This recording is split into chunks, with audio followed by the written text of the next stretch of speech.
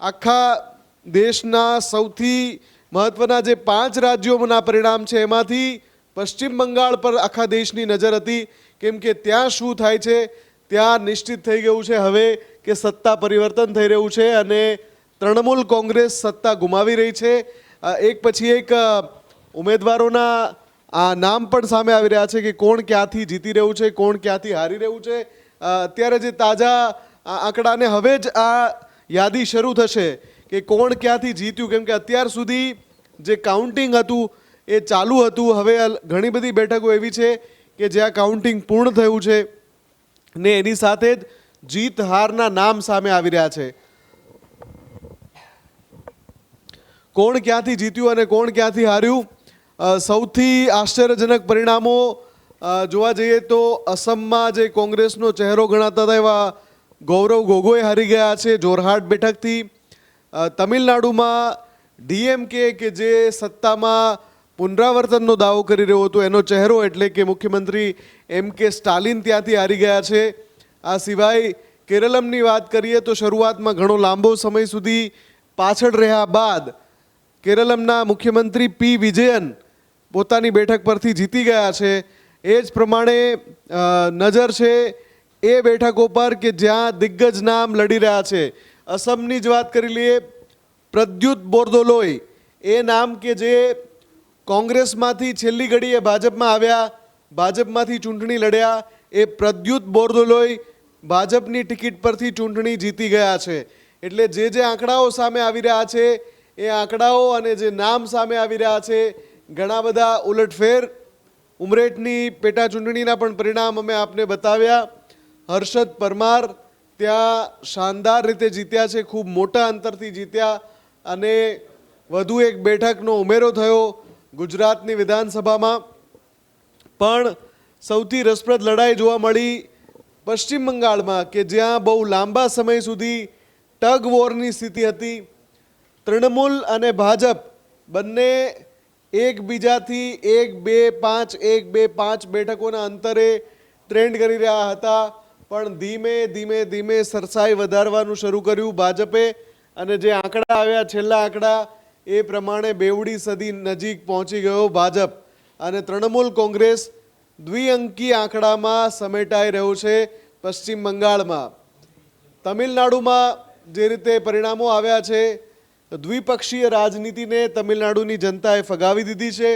તમિલનાડુમાં TVK એટલે તમિલગા વેત્રી કસગમ જે પક્ષ છે એ જીતી રહ્યો છે અને એ પક્ષ છે દક્ષિણની ફિલ્મોના સુપરસ્ટાર એવા થલાપતિ વિજયનો પક્ષ. સપ્ટેમ્બર 2024માં એની રચના થઈ અને 2 વર્ષથી ઓછા ગાળામાં થલાપતિ વિજયના જે ફેન્સ છે એમનું એક સામાજિક સંસ્થા પણ ચાલતી હતી ત્યાં.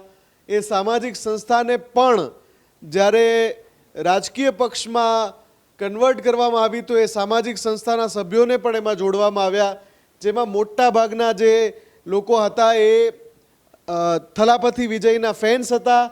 એ ફેન્સ અને જે થલાપતિ જે રાજનીતિ કરવા માંગતા હતા એ વિચારધારા સાથે જે કાર્યકરો જોડાયા એમણે આટલા ટૂંકા ગાળામાં તમિલનાડુમાં આટલું ઐતિહાસિક પ્રદર્શન કર્યું છે જે તમિલનાડુની રાજનીતિમાં આની પહેલાં પણ થયું છે. વર્ષો પહેલાં, દાયકાઓ પહેલાં દક્ષિણની ફિલ્મોના જ સુપરસ્ટાર MG રામચંદ્રન એમણે પણ નવો જ પક્ષ બનાવ્યો અને એમણે ત્યાં સત્તા મેળવી હતી. ફરી એકવાર એવું થયું, પણ છેલ્લા ઘણા વર્ષોથી, ઘણા દાયકાઓથી તમિલનાડુમાં AIDMK અને DMK આ બંને પક્ષો વારાફરતી સત્તાની ધુરા સંભાળતા હતા. 5 વર્ષ DMK સત્તા પર હોય, 5 વર્ષ AIDMK સત્તા પર હોય, પરંતુ આ વખતે તમિલનાડુની જનતાએ નક્કી કર્યું કે ના, તમારા બેમાંથી કોઈ નથી અમને જોઈતા, અમે આ વખતે નવા પક્ષને તક આપીશું. એટલે કે તમિલગા વેત્રી કસગમ અને એ પક્ષ છે થલાપતિ વિજયનો પક્ષ. 100થી વધુ બેઠકો થલાપતિ વિજયનો પક્ષ જીતી રહ્યો છે.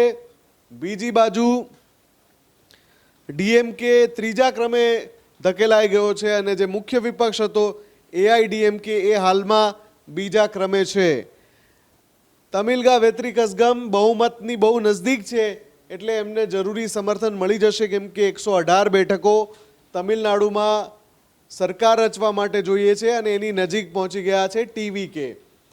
વાત સાથે સાથે કેરળમની પણ કરી લઈએ કે જ્યાં 10 વર્ષ પછી સત્તામાં વાપસી કરી રહી છે કોંગ્રેસે યુડીએફ ગઠબંધન ત્યાં બનાવ્યું હતું, જેમાં ત્યાંનો જે સ્થાનિક પક્ષ છે AIUML એની સાથે ગઠબંધન કર્યું હતું કોંગ્રેસને લગભગ 65 બેઠકો મળી રહી છે, એટલે એકલા હાથે બહુમતીની નજીક છે કોંગ્રેસ.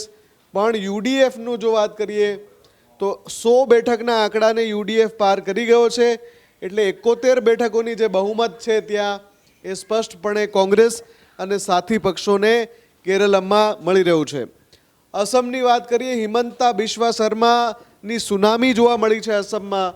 હિમંતા બિસ્વા શર્માએ જે પ્રકારની રાજનીતિ કરી છે એને અસમની જનતાએ વધાવી છે.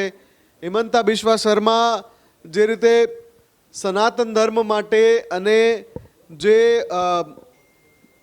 ધ્રુવીકરણની જે કેટલીક રાજનીતિના આરોપ એમના પર થયા, પણ જનતાએ એકતરફી મતદાન કર્યું છે સત્તા પક્ષ એટલે કે ભાજપને, અને ત્યાં હેટ્રિક લગાવી શકે છે ભાજપ, અને આંકડો પણ ત્યાં ત્રિઅંકી થઈ જાય તો નવાઈ નહીં, કેમ કે સદીની નજીક પહોંચી ગયા છે હિમંતા બિસ્વા, અને કોંગ્રેસનો ત્યાં કરુણ રકાસ થયો છે. વાત સાથે સાથે પુડુચેરીની પણ કરી લઈએ. પુડુચેરી 30 બેઠકો છે ત્યાં, એમાંથી 16 બેઠકો બહુમત માટે જરૂરી છે, અને વધુ એક અપડેટ પણ આપણી પાસે આવી રહ્યા છે, અને આ ક્રમ જાળવી રહેશે. ન્યૂઝરૂમ પર જેટલા પણ દર્શકો જોડાયેલા છે, જેટલા પણ રસપ્રદ કિસ્સા હવે બાકી છે, જેમ કે પશ્ચિમ બંગાળમાં ગઢ તો ગેલા, પણ સિંહણ આલા કે નહીં, એટલે કે મમતા બેનર્જી જીતે છે કે નહીં, આ પ્રકારના અપડેટ માટે ન્યૂઝરૂમ સાથે આપ જોડાયેલા રહો.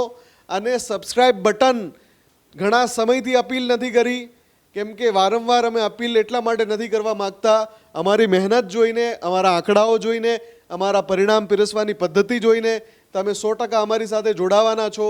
અમને ભરોસો છે કે અમારા ન્યૂઝ સાથે તમે સહમત હો તો સબસ્ક્રિપ્શન તમે જરૂર કરવાના છો. સાથે સાથે લાઇક, ફોલો, શેર પણ કરતા રહેજો જો તમને આ આંકડા ઇન્ટરેસ્ટિંગ લાગતા હોય તો. આ જ પ્રકારની તમામ અપડેટ જોવા માટે ન્યૂઝરૂમ ગુજરાતને લાઇક, શેર અને સબસ્ક્રાઇબ કરવાનું ભૂલતા નહીં.